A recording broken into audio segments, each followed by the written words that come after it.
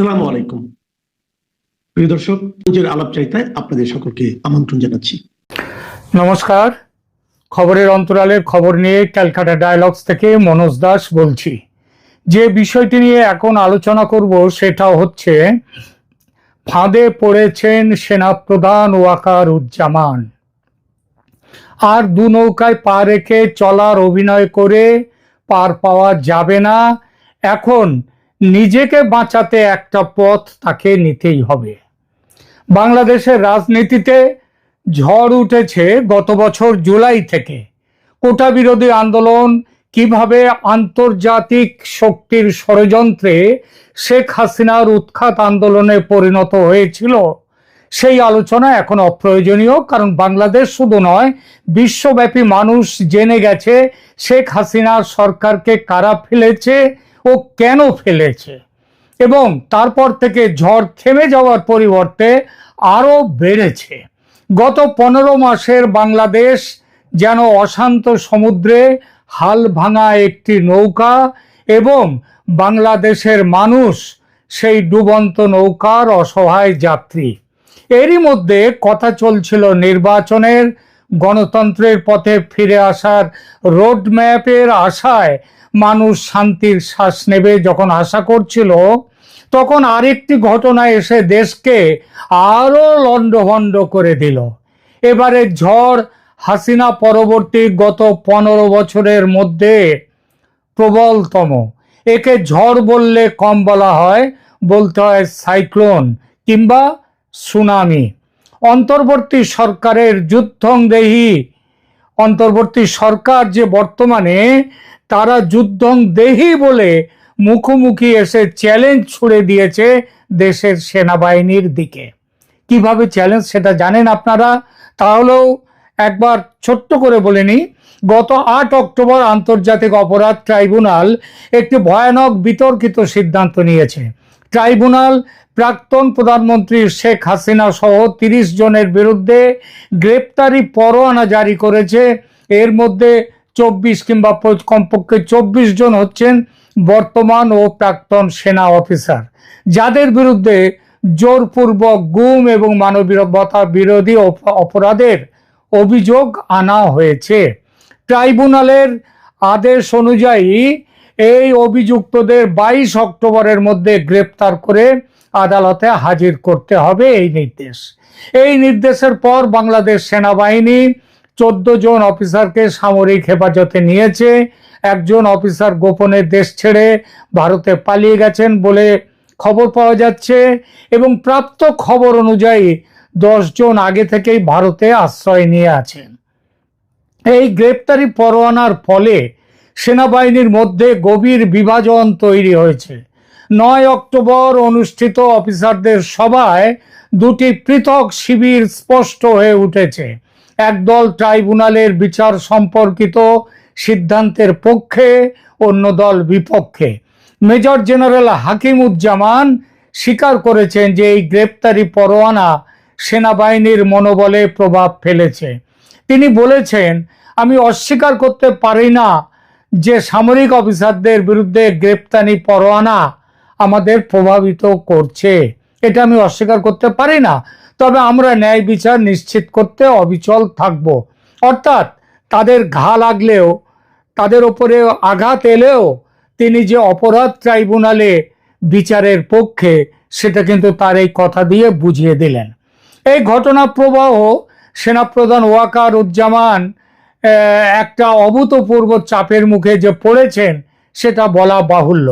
গত আগস্ট মাস থেকে তিনি চেষ্টা করে যাচ্ছেন যাতে সেনা অফিসারদের বিচার ট্রাইব্যুনালে না হয়ে সামরিক আদালতে হয়। তার জন্য এই ব্যাপারে তিনি আলাদা আলাদাভাবে কথা বলেছেন সুপ্রিম কোর্টের প্রধান বিচারপতি, সরকারের প্রধান উপদেষ্টা এবং দেশের রাষ্ট্রপতির সঙ্গে।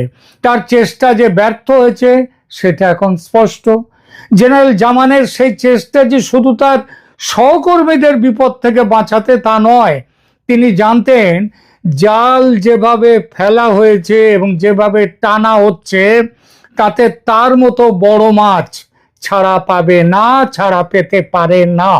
বিশেষত তিনি যখন শেখ হাসিনার মনোনীত সেনাপ্রধান, তার বিরুদ্ধে আরো অভিযোগ, 5 আগস্টে তার বাহিনী আন্দোলনকারীদের ওপর গুলি চালাতে অস্বীকার করেছিল বটে, কিন্তু সেটা ওই 5 আগস্টের দিন। তার আগে 3 তারিখ 4 তারিখ তাদের জমায়েত, তাদের উপরে কিন্তু গুলি চলেছে এবং মানুষও মারা গেছে। সুতরাং পুলিশের মহানির্দেশকের বিরুদ্ধে যদি গুলি চালানোর অভিযোগে, মানুষ মারার অভিযোগে তার বিরুদ্ধে গ্রেপ্তারি পরোয়ানা জারি হতে পারে, তাহলে তাহলে সেনাপ্রধান ওয়াকারুজ্জামান ছাড়া পাবেন কি করে? এবং তার তো আরো অপরাধ আছে। সবচেয়ে বড় অপরাধ, প্রধানমন্ত্রীকে দেশ ছেড়ে ভারতে আশ্রয় নেওয়ার ঘটনায় তার ভূমিকা। তিনি পরবর্তী সময়ে, সেদিনই বিকালে তিনি ভান করেছিলেন যেন শেখ হাসিনার দেশ ছাড়ার বিষয়টি তিনি জানতেন না। কেন এই ভানটা করেছিলেন? কারণ তার ভয় ছিল যে এটা জানলে জামায়াত খুব রেগে যাবে। কারণ তিনি তো জামায়াতের সঙ্গেই ছিলেন, জামায়াতের সঙ্গেই আছেন। আর এটাও জানতেন যে জামায়াত তাদের নেতাদের মৃত্যুদণ্ডের বদলা নিতে হাসিনাকে হত্যা করবে। যেভাবে 15ই আগস্ট 1975 নিহত হয়েছিলেন শেখ মুজিবুর রহমান, সেভাবেই এখানে তার থেকেও আরো খারাপভাবে জনতার হাতে তাকে খণ্ড বিখণ্ড করা হবে, এইটাই ছিল প্ল্যান।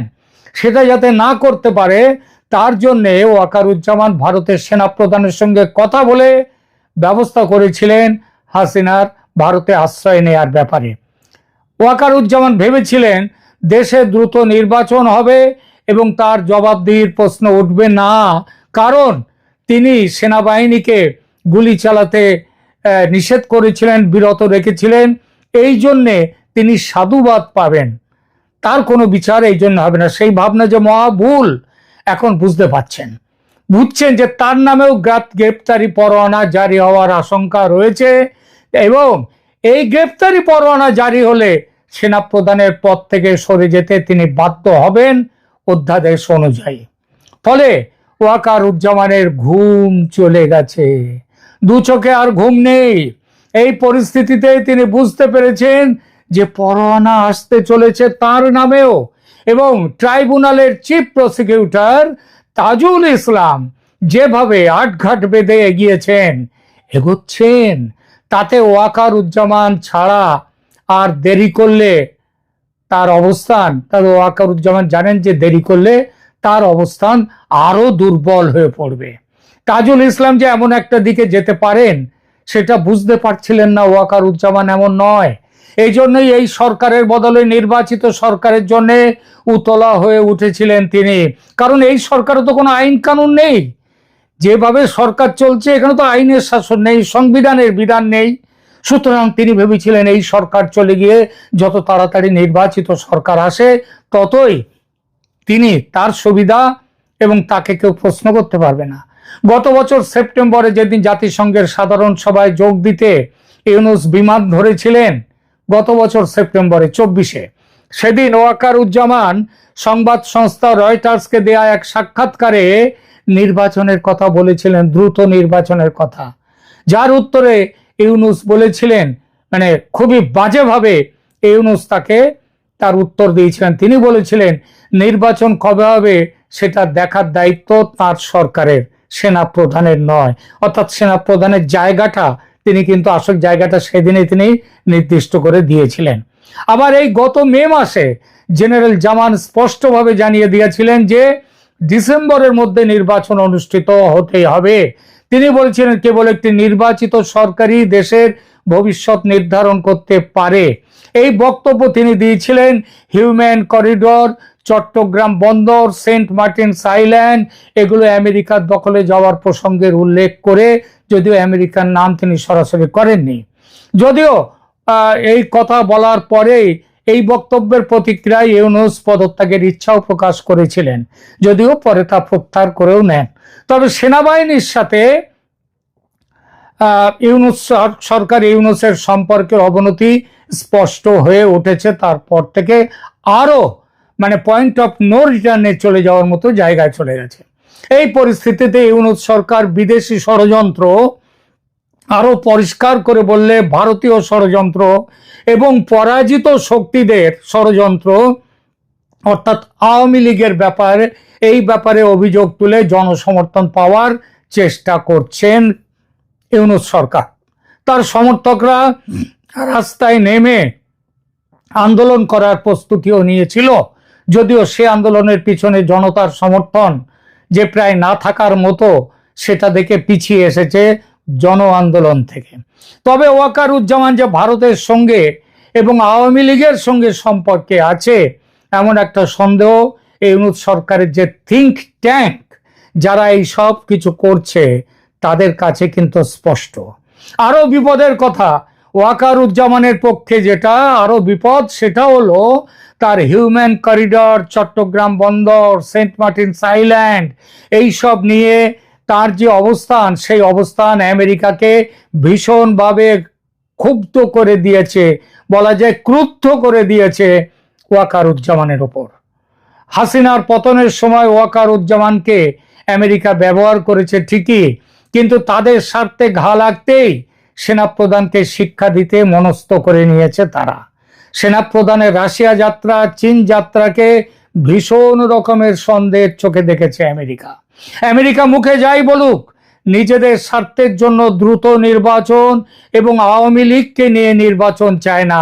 ভেবেছিল বিএনপিকে ক্ষমতায় এনে তারা তাদের স্বার্থ রক্ষা করবে, কিন্তু বিএনপির যাতে বর্তমান যে অবস্থা, তাতে বিএনপি ক্ষমতায় আসতে পারবে না, বরং জামায়াতের ক্ষমতায় আসার সম্ভাবনা এবং ইনক্লুসিভ ইলেকশন হলে, ফ্রি অ্যান্ড ফেয়ার ইলেকশন হলে আওয়ামী লীগ পর্যন্ত ক্ষমতায় আসতে পারে, এবং সেটা হলে আমেরিকার প্ল্যান ভেস্তে যাবে।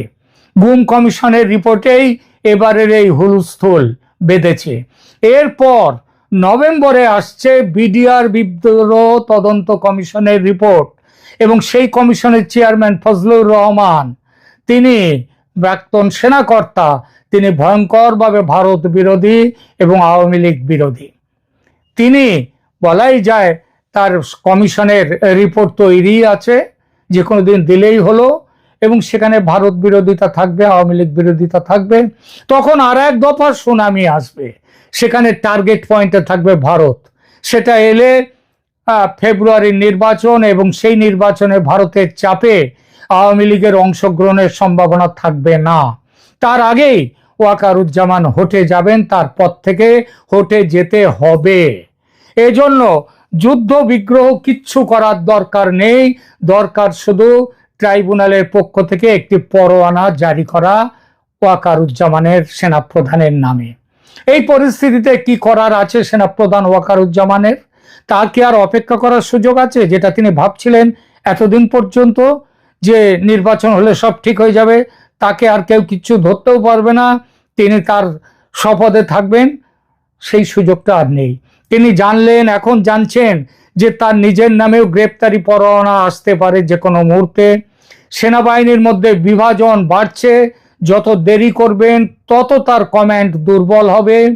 ইউনূস সরকার এবং জাতীয় জামায়াত এনসিপি ক্রমশ শক্তিশালী হবে এবং নির্বাচন বাতিল হয়ে যাবে। সুতরাং সেনা অ্যাকশনে নামতেই হবে ওয়াকারুজ্জামানকে, আর সেটা নামতে হবে তার নিজের নামে ট্রাইব্যুনালের পরোয়ানা জারি হওয়ার আগেই।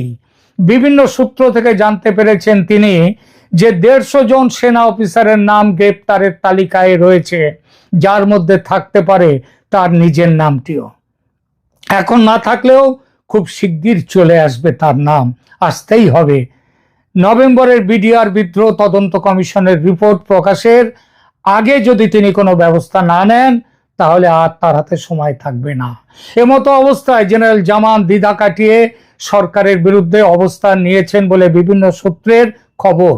কেউ কেউ মনে করছেন যে 22শে অক্টোবর পর্যন্ত তিনি সময় নেবেন, কারণ হাতে 11 দিন সময় আছে। ওই দিন সেনা অফিসারদের গ্রেপ্তার করে আদালতে তোলার কথা। ওই দিন কি হয় আদালতে, সেটা দেখে পরবর্তী করণীয় কি সেই সিদ্ধান্ত নেবেন ওয়াকারুজ্জামান। মানে তিনি এখনো, তার আশা আছে না, ওই যে আশায় বাজে চাষা, তো উনি তো এখনো সেই আশায় আছেন। কিন্তু অনেক বিশ্লেষক মনে করেন যে সেনাবাহিনী আর অপেক্ষা করবে না এবং ওয়াকারুজ্জামানও আর অপেক্ষা করবেন না, কারণ যত দেরি হবে ওয়াকারুজ্জামানের অবস্থান তত দুর্বল হবে। এই মুহূর্তে সেনাবাহিনীর মধ্যে তার নিজের গোষ্ঠীর সঙ্গে আওয়ামী লীগপন্থী ও ভারতপন্থীদের পাবেন তিনি, দেরি করলে সেটা নাও পেতে পারেন। তখন যত দেরি করবেন পাকিস্তানপন্থী গোষ্ঠীতে, তত সেখানে তারা শক্তিশালী হবে। এই সংকটের মধ্যে জেনারেল জামান ভারত সফর বাতিল করেছেন। তিনি নয়াদিল্লিতে অনুষ্ঠিত হতে যাওয়া সন্ত্রাস বিরোধী সম্মেলন এবং জাতিসংঘের শান্তিরক্ষা বাহিনীর প্রধানদের সম্মেলনে যোগ দেবেন না। পরিবর্তে তিনি ভেবেছিলেন সৌদি আরব সফর করে অন্য কিছু করার একটা পরিকল্পনা, যদিও সেটিও বাতিল হওয়ার মুখে। বর্তমান অবস্থা বিবেচনা করলে বলা যায় যে আগামী সপ্তাহে